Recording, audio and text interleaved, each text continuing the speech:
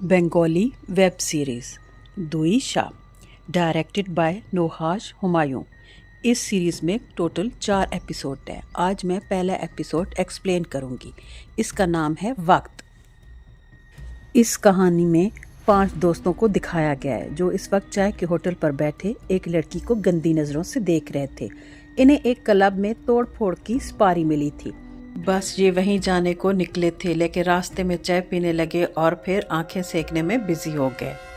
इनका लीडर इनमें पैसे बांटता है जो कि इन्हें एडवांस के तौर पर मिले थे, और ये फिर निकल जाते हैं अपने काम को अंजाम देने। वहाँ जाकर ये खूब तोड़ फोड़ करते हैं और उसी वक्त एक के दिमाग में ये ख्याल आता है कि क्यों ना आग लगा दें। आग की वजह से मालिक शायद ज़्यादा पैसे दे दे, और फिर ये ऐसा ही करते हैं। दूसरे दिन न्यूज़ में दिखाया जाता है कि इनकी लगाई हुई आग की वजह से एक पूरी बस्ती भी उसकी लपेट में आ गई थी, जिसमें ज़्यादातर लोग जिंदा ही जलकर मर चुके थे। कुछ लोग ज़ख्मी भी थे। उस कॉन्ट्रैक्ट को जैसे ही इन्होंने पूरा किया, उसके बाद ये पहली अजान थी।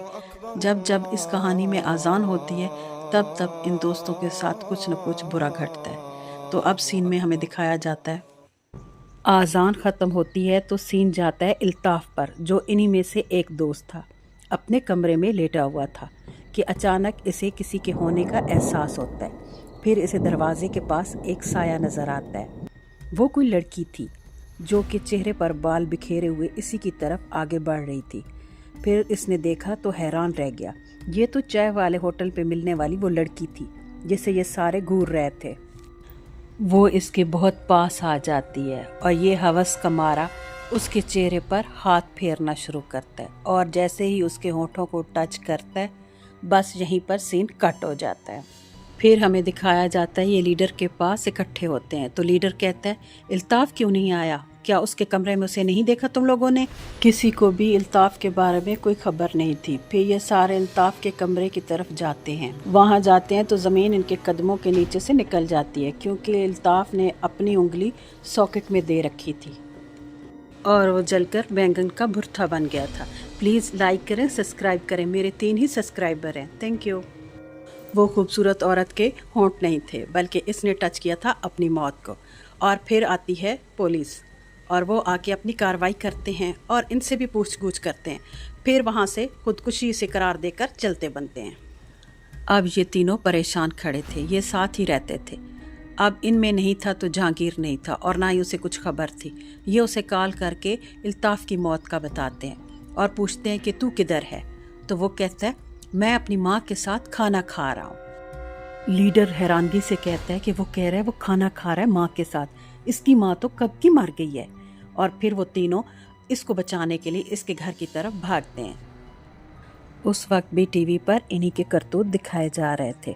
बस्ती की मस्जिद भी इसी लपेट में आई थी और इमाम मस्जिद भी मारा गया था। उसका बेटा टीवी पर कह रहा था, जिसने भी इतने लोगों को मारा है अल्लाह उसे कभी माफ़ नहीं करेगा। जहांगीर अपना सारा गुनाह कन्फेस करता है। माँ कहती है, कुछ गुनाहों की कोई माफ़ी नहीं होती।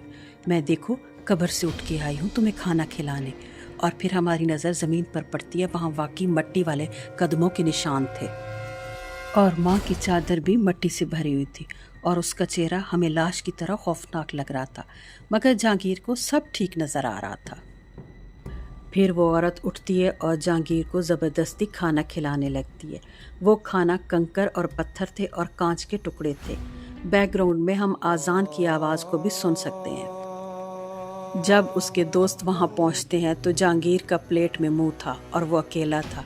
जब उसे सीधा करते हैं तो वो मर चुका था और उसके मुंह में कांच भरे हुए थे। अब तीनों दोस्त छत पर परेशान खड़े थे कि इतने तक 2 दोस्त जब आपस में बातें कर रहे थे, उनका तीसरा दोस्त छत की दीवार पर चढ़ता है और उसको मना करते रहते हैं, मगर वो नीचे कूद जाता है और इस तरह तीसरा भी मारा जाता है। अब ये 2 दोस्त बचे थे और पीछे से आज़ान की आवाज़ आ रही थी। अब इन्हें समझ आ चुका था कि जब आज़ान की आवाज़ आती है इनमें से एक दोस्त मारा जाता है। अब वो रिक्शे में बैठते हैं और एक पीर साहब के पास जाते हैं। शेख साहब को सारी बात बताते हैं तो वो कहते हैं कि तुम लोगों को पुलिस के पास जाके अपने गुनाह को मान लेना चाहिए। जैसे ही ये बोलता है तो उनमें से एक पीर साहब से ही लड़ने शुरू कर देता है और बदतमीज़ी करता है और उनके हाथ पर भी काटने की कोशिश करता है, लेकिन हकीकत में वो अपने ही बाजू पे काट रहा था। और फिर वो वहाँ से गुस्से से बेसमेंट में चला जाता है, जहाँ पे इसे लगता है कि इसकी मोटरसाइकिल खड़ी है और हेलमेट है। ये हेलमेट को जैसे ही सर पर पहनता है, इसका सर 2 टुकड़ों में बट जाता है, क्योंकि जो इसकी नज़र में हेलमेट था वो हकीकत में एक कटर था जो इसने उठाया और अपने ही सर पर फेर दिया।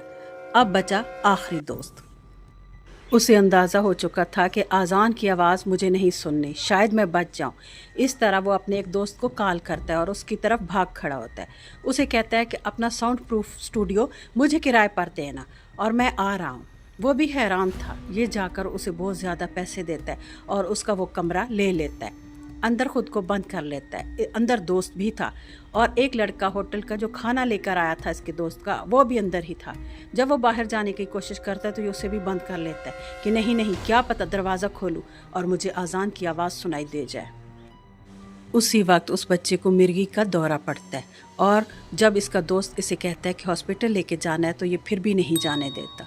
वो बच्चा अल्लाह से दुआ करने लग जाता है और उसी वक्त लीडर को दीवार में से अपने दोस्तों के चेहरे नज़र आते हैं और फिर एक एक करके वो मास्क लगाए हुए इसी की तरफ बढ़ने लगते हैं और फिर इसका सर टेबल पर ज़ोर ज़ोर से मारने लगते हैं, हत्ता कि जब तक ये मर नहीं जाता वो इसे छोड़ते नहीं। मगर हमें लास्ट सीन में दिखाया जाता है कि ये खुद ही अपना सर टेबल पर पटक पटक कर मर गया था। इस स्टोरी का मैसेज बहुत गहरा था। जो बोगे वही काटोगे। बाज़ दफ़ा हम ऐसी गलतियां करते हैं जिनका कफ़ारा इस दुनिया में मुमकिन नहीं और वक्त मौका भी नहीं देता। Bye, take care.